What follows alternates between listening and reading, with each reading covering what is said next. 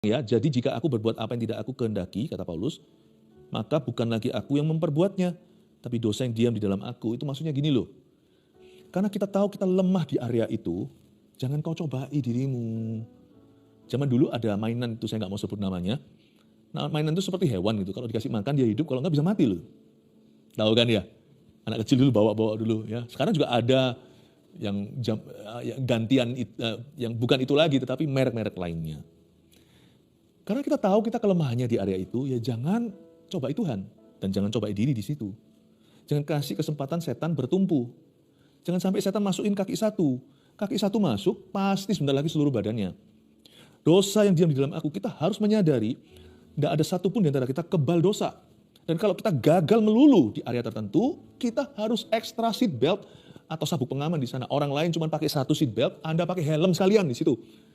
Nggak ada yang namanya terlalu menjaga diri, itu nggak ada. Nggak ada yang namanya orang itu yang too careful, terlalu hati-hati. Zaman ini nggak bisa terlalu kalau soal kesucian. Zaman ini nggak bisa keterlaluan kalau soal kekudusan. Biarin orang mau bilang apa, fanatik lah, ekstrim kamu, biarin. Yang penting saya menang. Kalau nanti saya gagal, saya nanggung konsekuensinya. Yang sana hanya komentar. Kalau saya menang bukan untuk ditujukan, kalau saya menang adalah untuk saya. Untuk saya dengan Tuhan. Dan suatu hari siapa tahu Tuhan juga akan memakai aku jadi kesaksian dan jadi jawaban. Jalanku panjang, aku tidak mau gagal di sini.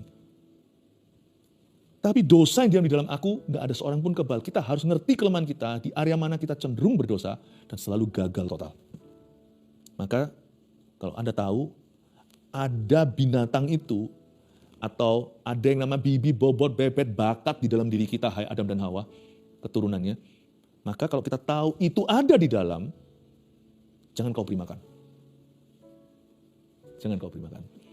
Misalnya kalau orang emosian, ya jangan gaul sama orang emosian. Nanti jalan mereka jadi biasa buat kita.